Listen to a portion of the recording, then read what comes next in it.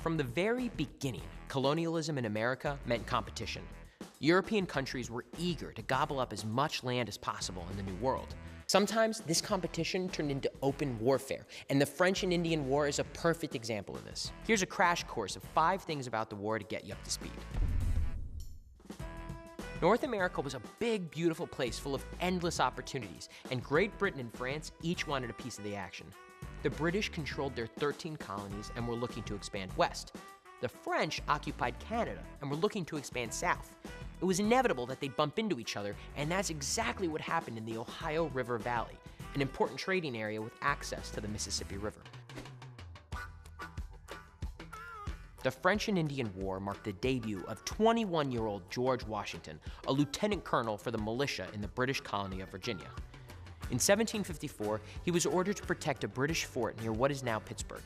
On the way, Washington encountered a French military unit, and the two sides fought in the first battle of the French and Indian War, the Battle of Jumonville Glen.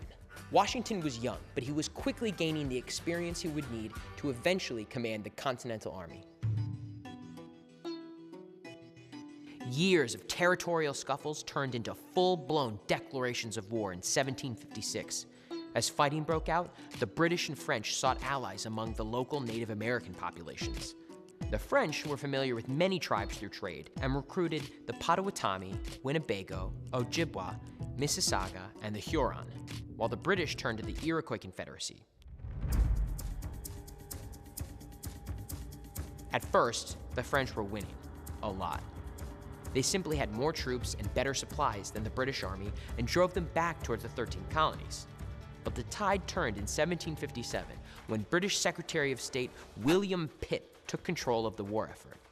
Dreaming of a vast British Empire, he made it his mission to defeat the French in North America, pouring in generous funds to beef up military resources on the ground. The war ended with the French defeat at the Battle of Quebec and the signing of the Treaty of Paris in 1763. The British gained control of Canada and all land east of the Mississippi River. It may seem that the British made out well after all was said and done, but there was a catch. You see, William Pitt borrowed heavily to finance the French and Indian War, which left his nation in tons of debt. To make up for it, the British taxed American colonists up the wazoo. Americans didn't particularly appreciate this. Years of protests, rallies, town hall meetings, and petitions would eventually lead to the American Revolution and the creation of the United States. The French and Indian War may not have had the glorious battles or fearless heroes of other great conflicts, but it was one of the most consequential wars in American history. It also opened the eyes of a young military leader to the tyranny of the British, a man who would go on to be the first American president.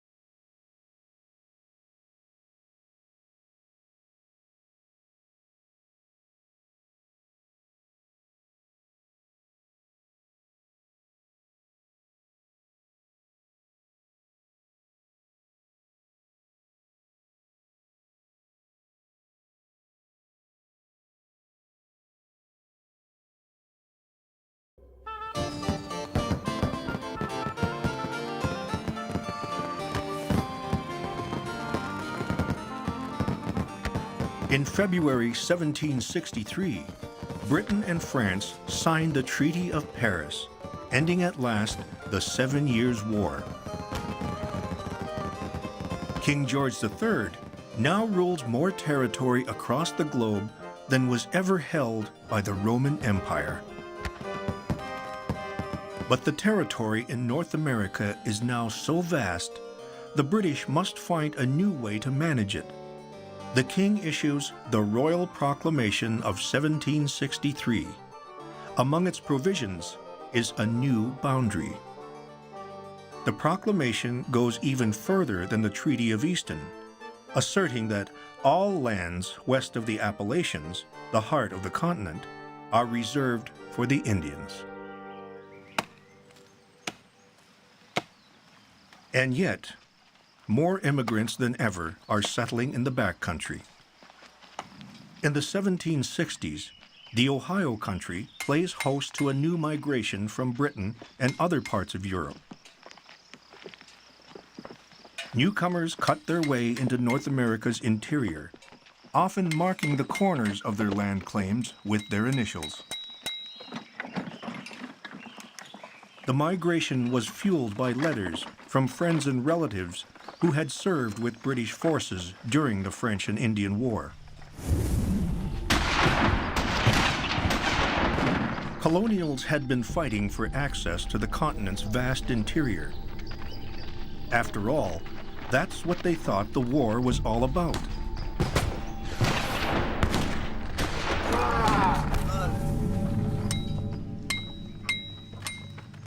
And now the king has declared the very land they are settling is off limits, reserved for Indians.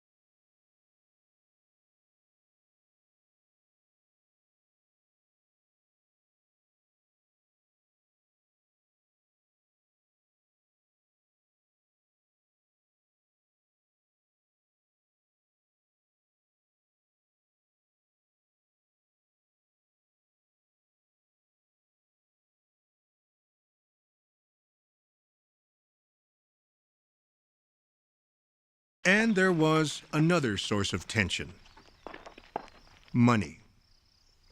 The war had doubled Britain's national debt. British taxpayers had long shouldered the burden. Now Parliament expected American colonists to pay their share. Running the overseas provinces has become extremely expensive. Parliament announces that for the first time, the Americans will pay a small tax, not to their local legislatures, but directly to England. I think that's the first thing that one has to say, looking back on it, seeing now, as we must do, that this was the opening of something which was going to be very big and very important, is that nobody realised that at the time. The British government had a variety of bits of legislation in hand, dealing with a variety of problems, as governments do. This was one of them. A moderately prominent piece of legislative programme of 1765, tidying up various details of the administration of colonies, but it wasn't really a subject of vast interest. It was rather technical. It was extremely remote. If you had stopped the average man in the street and said, "What do you think about the Stamp Act, my man?" He would have said, "What?" It is called the Stamp Act because taxed items will have to carry a stamp, paid for by the user. Test pressings are made, and the new tax is set to go into effect in the fall. It takes 6 weeks by sailing ship for news of the tax to cross the ocean. When it arrives, the news creates a firestorm up and down the continent. For the colonial elite, the men who run the local legislatures, the Stamp Act is an outrage. It seems to confirm their worst suspicions, that they are not respected in England, not worth even being consulted about this change in policy. George Washington is a delegate sitting in the Virginia legislature. The Stamp Act, imposed on the colonies by the Parliament of Great Britain, is an ill-judged measure. Parliament has no right to put its hands into our pockets without our consent. Even royal appointees like the highly regarded Thomas Hutchinson, Chief Justice of Massachusetts, are upset. You must not deprive the colonies of their right to make laws for themselves. Parliament should only make laws necessary for the empire as a whole. The larger meaning of their life was wrapped up in being Britons. They were proud not to be Dutch, not to be French, not to be Spanish colonists, but to be British colonists, and to have, for 150 years, taxed themselves, governed themselves, behaved just like independent Englishmen did, although they were living in America. Now suddenly the Stamp Act implied that they were going to be governed, taxed by a parliament a long way away in which they had no representatives. Now, the only people who were taxed without their consent in Britain were servants, people who didn't have any property, women, children. And so the Stamp Act seemed to Americans to reduce Americans to the same status as servants and women and all those dependent people who were civilly emasculated. That is, they didn't have any public role in their own governance.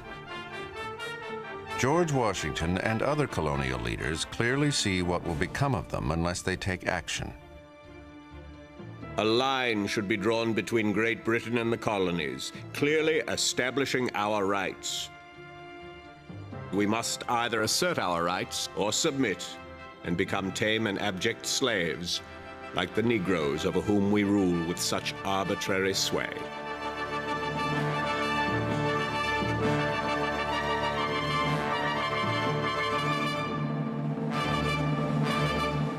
This tax is going to touch everyone. It's probably one of the dumbest political acts in the history of government. They tax dice and cards. So the rowdiest group of people there are in the world, sailors in port with nothing to do, are going to be angry. They tax legal documents, which means that lawyers, the most articulate and argumentative people in America, are up in arms also. If the stamp man tells you to kiss his ass, shall he get away with it and live? Don't let your courage cool, or a few bullies scare you. We've nothing to fear but slavery. Love your liberty and fight for it like men who know its value. Once lost, it will never, never be regained.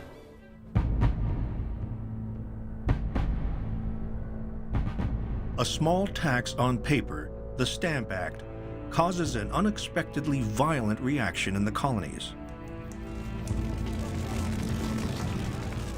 Riots break out. Tax officials are burned in effigy and forced from their jobs. The tax is widely ignored. Why is the reaction so incendiary? The root of colonial frustrations can be traced to the French and Indian War. As far back as 1755, General Braddock had met resistance when he demanded the colonists pay toward the cost of the war. You cannot tell me you have not the power to make these little assemblies do the king's will. The relationship changed when William Pitt became the king's prime minister and treated the colonists with respect. Letters, gentlemen, from London. They had been happy to contribute to the war effort as long as they were considered full partners in the empire with the same rights as people in Britain. But now, Parliament imposes this new tax without their consent. The colonists feel betrayed. The intimidation of royal officials spreads to other colonies. Would-be stamp distributors are attacked. Stamp paper is seized when it arrives from England.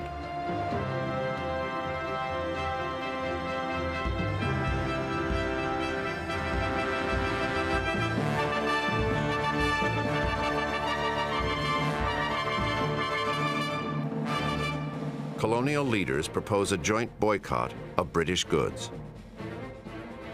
A Philadelphia lawyer, John Dickinson, supports this idea. The taxes and duties imposed on us by Parliament must be instantly opposed. The only effective opposition is through the concerted efforts of all the provinces. By uniting, we stand. By dividing, we fall.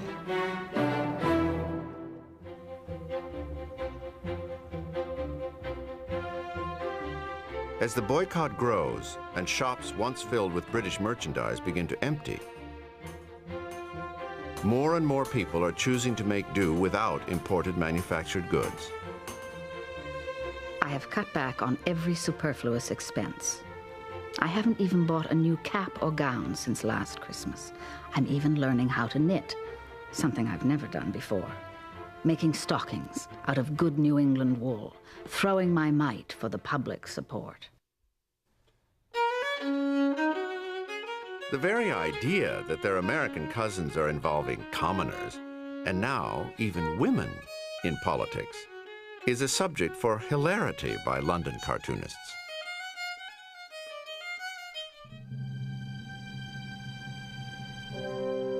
The pressure brings results.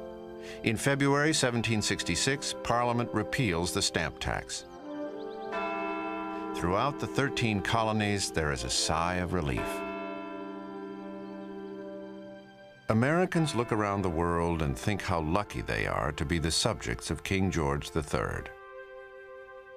In a time when the French king regards himself as the direct representative of God on earth, when the Spanish king can tax his subjects without limit, and Catherine the Great of Russia deals with political opponents by cutting off their heads and displaying them at the end of a stake, the British king stands alone. The pride, the glory of Britain, the direct end of its constitution, is political liberty.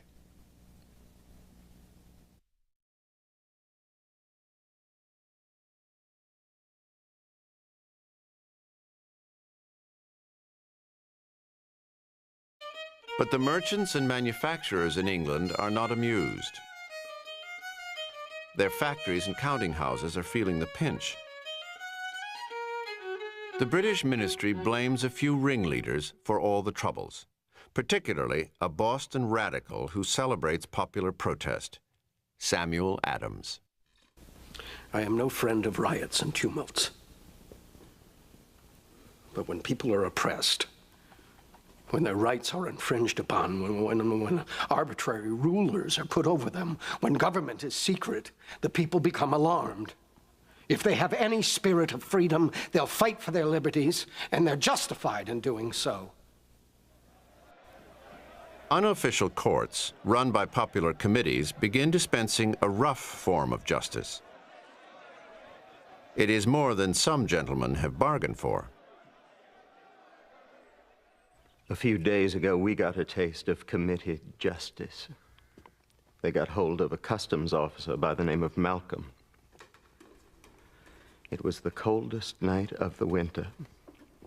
He's stripped, stark naked, his body covered all over with tar and then with feathers. They drag him through town in a cart, crowds beating him with clubs. They say they'll hang him unless he'll curse the governor and the parliament, which they couldn't make him do. The doctors say his flesh was coming off his back in slabs. It's impossible that the poor creature can live long. Throughout the colonies, daily battles with the committees are causing royal officials great distress. In Massachusetts, Chief Justice Thomas Hutchinson fears that his beloved province is heading for mob rule. He secretly writes to a friend in the British Parliament that firm measures are needed from England. It is a letter that will come back to haunt him. A thirst for liberty seems to be the ruling passion of the present age. This restless spirit can cause anarchy and confusion unless some external power restrains it. I've always known that bringing peace and good order to Massachusetts would involve some pain. Perhaps there must be an abridgment of our English liberties for the good of the colony. The letter confirms what the British government is already thinking. Order must be restored in Massachusetts. In what they consider merely a police action, they send a brigade of troops to Boston to quell the rioters and arrest the ringleaders. Sending troops to Boston is asking for trouble. You are putting young soldiers, who are by nature insolent, in the midst of a people who consider themselves threatened and oppressed. It's like setting up a blacksmith's forge in a magazine of gunpowder. Silversmith and political radical Paul Revere captures the moment British soldiers kill 5 colonists in the streets of Boston. His engraving will fuel the fires of revolution. This outrage spreads across the 13 colonies. March 5th, 1770. After 3 days of unrest, an angry mob roams the streets. Hundreds of men who lost their jobs and blame the British gather on King Street and face off against 8 redcoats with orders not to fire. What's about to happen will change America forever. A 17-year-old wigmaker's apprentice, Edward Garrick, lights the fuse.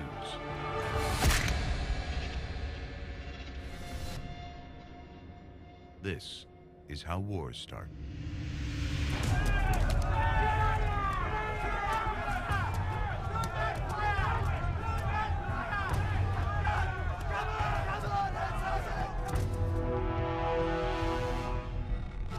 Private Hugh Montgomery is hit with a club.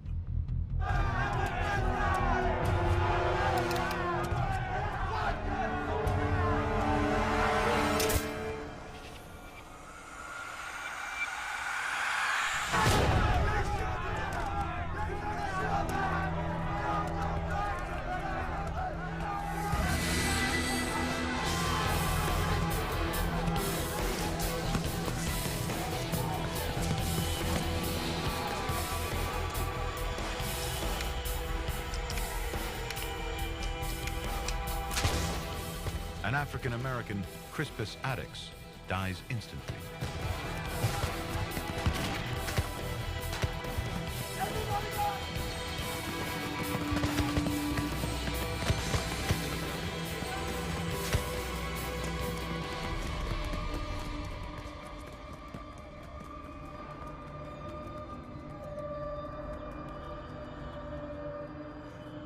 When the smoke clears, 4 more are dead. Unhappy Boston, see thy sons deplore, thy hallowed walks besmeared with guiltless gore, whilst faithless Preston and his savage bands, with murderous rancor, stretch their bloody hands. The most formidable army in the world, firing on an unarmed crowd. An explosive image with a title that says it all. The Bloody Massacre.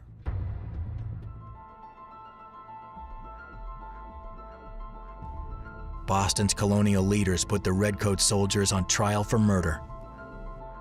The lawyer defending the soldiers is a surprising choice, John Adams, one of the leading voices of discontent. These men, loyal servants of the crown. He thought that it was critical to uphold the rights of the accused as a sacred, traditional British liberty. It is our duty and our obligation to look out for the mother country. And also to prove to the mother country that the American people was not one big lynch mob. Besides seeing their acquittal as a matter of justice, it's hoped it will also calm the friction in Boston. John Adams made a very plausible argument that the British soldiers who fired in the crowd were firing in self-defense. Adams also stacks the deck by packing the jury with loyalists. The verdict is handed down. Your Grace, we find the defendants not guilty.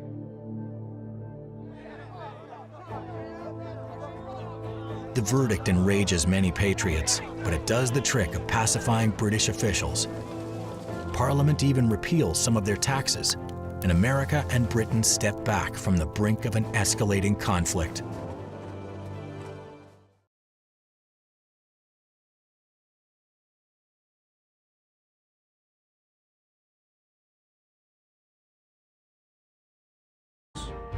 radicals increasingly assert the right of self-rule. In December 1773, things come to a head over yet another tax, this time on tea. In the fall of 1773, the British government hits on what it thinks will be a way of taxing the colonies that they will actually welcome. The East India Company has a surplus of tea. Parliament decides to ship 500,000 pounds of this tea to America at an extremely low price, with a nominal tax of 3 pennies a pound. The colonists, they reason, could not possibly object to paying less for their tea.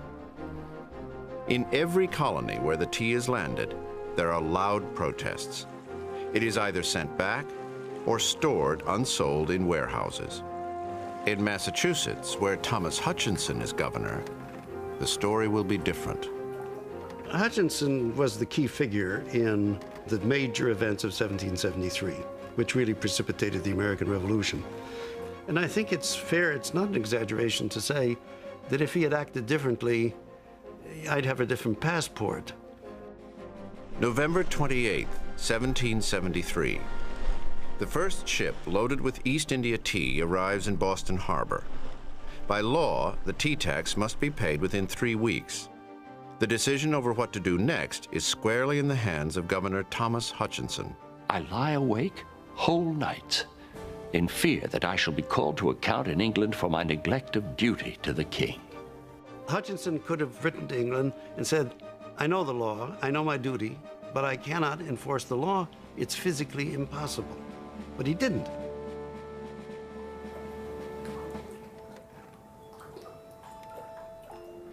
It's a standoff between the radicals. We dare you to have this tea unloaded. We're strong enough, we're powerful enough now, we're organized enough to make a power play against you. And Hutchinson, who says, you will not humiliate me, you will not defy English law like this. I will see this tea unloaded and delivered as it should be. Then, on December 16th, 1773, the day the tax must be paid, a group of men dressed up as Mohawk Indians dumped 340 chests of tea into Boston Harbor. The Tea Party was a very limited act of violence, in fact. They do nothing but dump tea. A padlock is broken, it's replaced.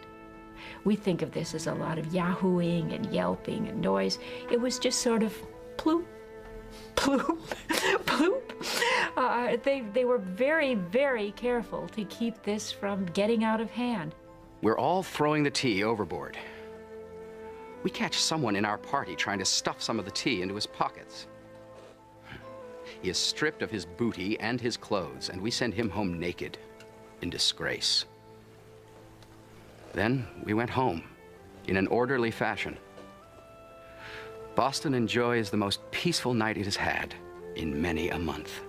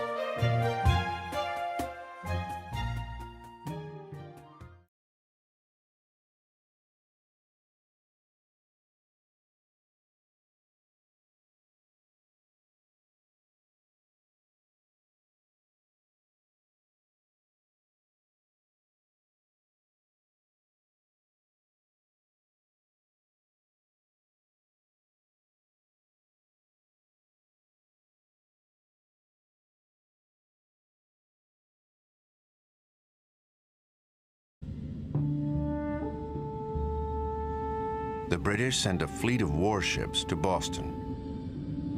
They encircle the harbor as if it were an enemy port. The ships clear their guns, ready for firing.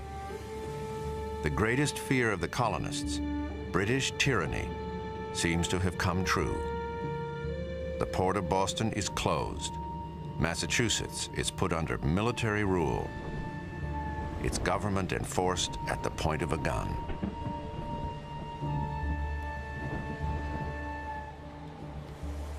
I woke last night shaking from a frightful dream.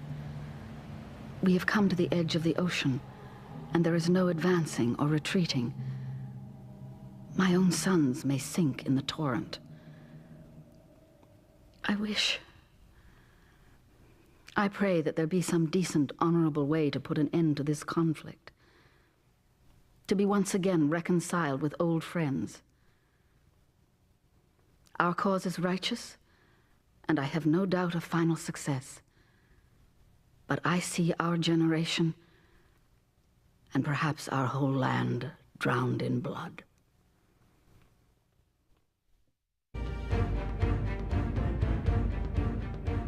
Britain's reaction to the Boston Tea Party is severe. The Crown floods Boston with troops and rewrites the colony's charter. In an angry mood, Parliament passes a series of acts designed to restore royal authority in Boston. They install a military governor, General Thomas Gage, and send 2,000 soldiers to back him up. They close the port of Boston. Parliament calls these the coercive acts. The Americans call them the intolerable acts. If you could close the port of Boston, you could close the port of New York or Philadelphia. If you could undo the Massachusetts charter, you could undo any of the charters, any of the colonists could have their rights taken away. This was simply intolerable as far as the Americans concerned, that these coercive acts could apply to them as easily as they had applied to Massachusetts.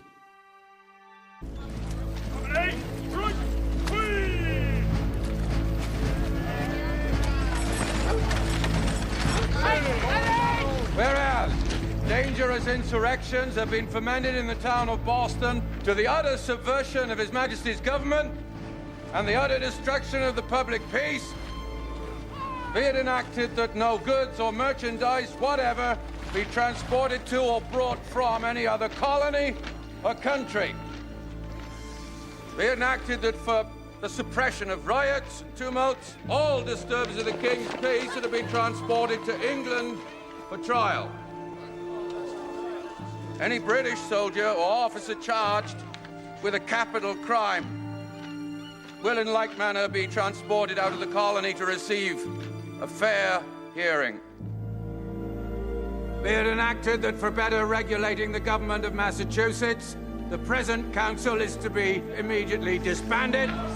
Be it enacted that Royal Army officers are authorized to quarter their troops among the citizenry.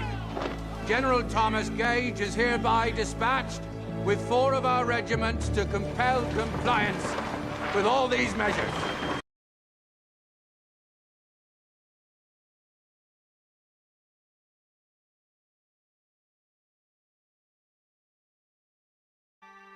Up and down the continent, delegates are chosen for what will become known as the First Continental Congress.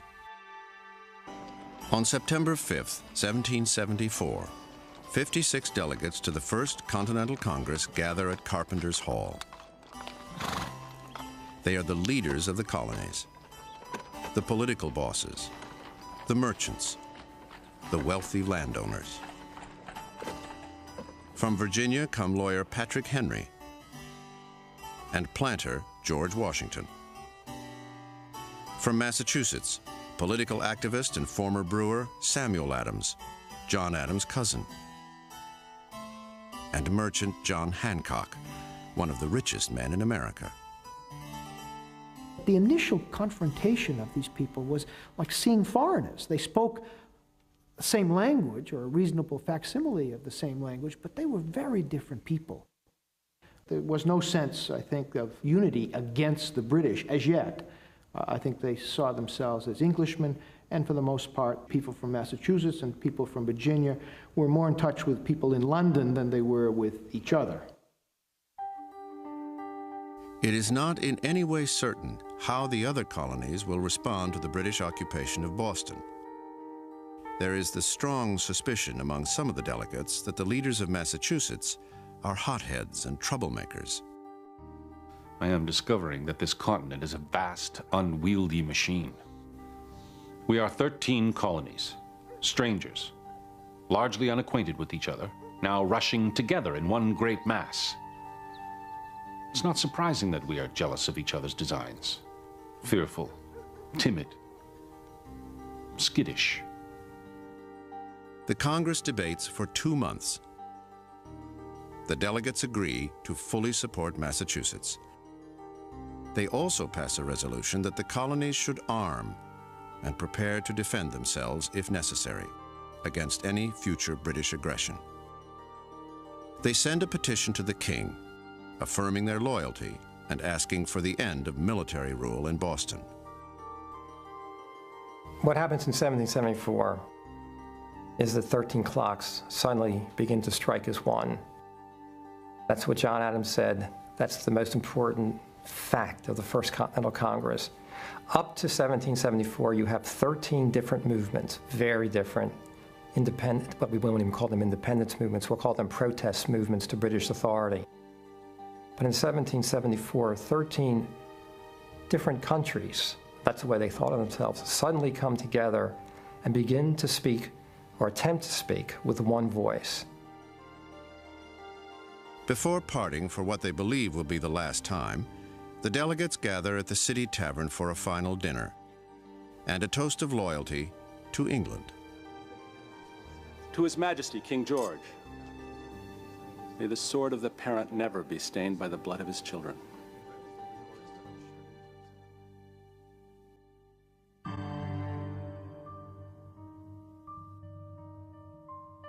London, February 1775. Parliament has just received word of Congress's resolution that Americans should arm themselves. They do not see this as a gesture of loyalty. A report is sent to King George.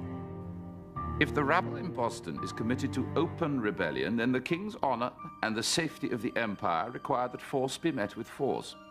They are a disorganized mob which cannot present a very great opposition to our regular troops. Perhaps it is better to bring on a small conflict now rather than later, when a rebellious spirit has had a chance to ripen. Proper, very proper.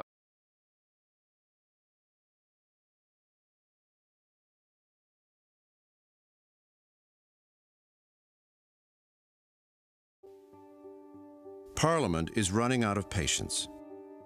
They send another 1,000 soldiers to Boston, along with 3 new generals, Burgoyne, Clinton, and Howe.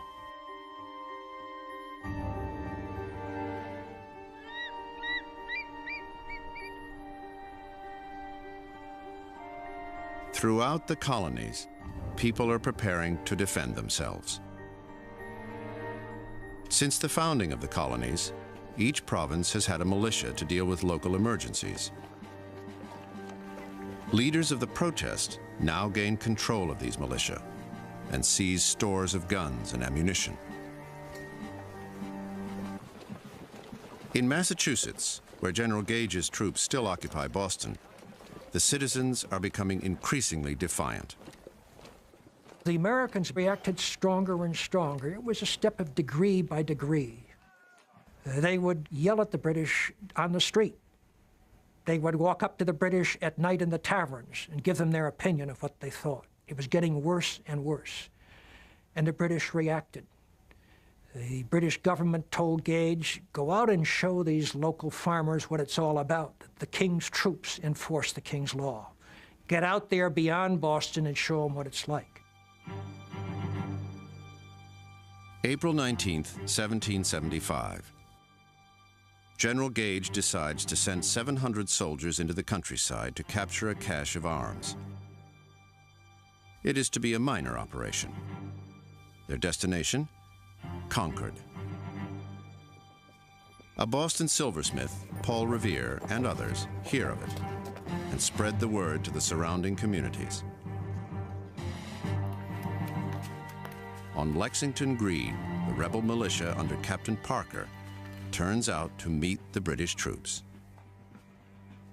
And the British officers came up and went forward to Parker, and they said, "Disperse, ye rebels."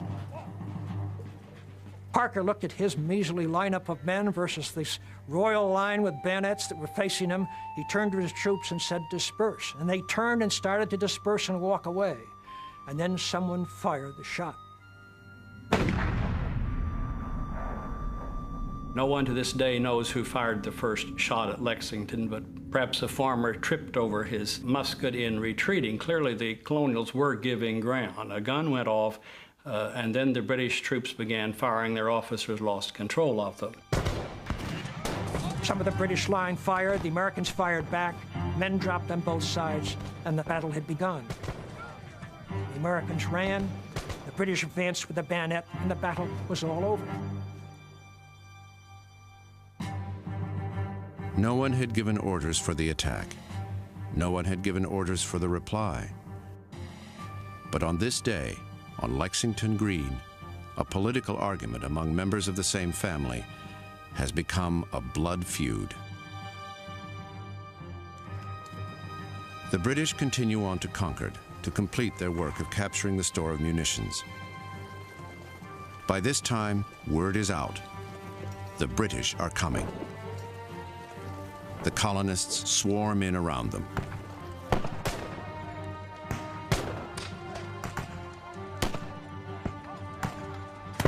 For the first time, the British are faced with a problem central to the entire revolution: how to subdue not just another army, but a population in rebellion. Even the women had rifles. The enthusiastic zeal with which those people have behaved must convince every reasonable man what a difficult and unpleasant task we have before us. Arms will never enforce obedience, and only God in his infinite mercy can restore peace to this country again. 269 British soldiers are killed or wounded. The remains of their forces limp back to Boston.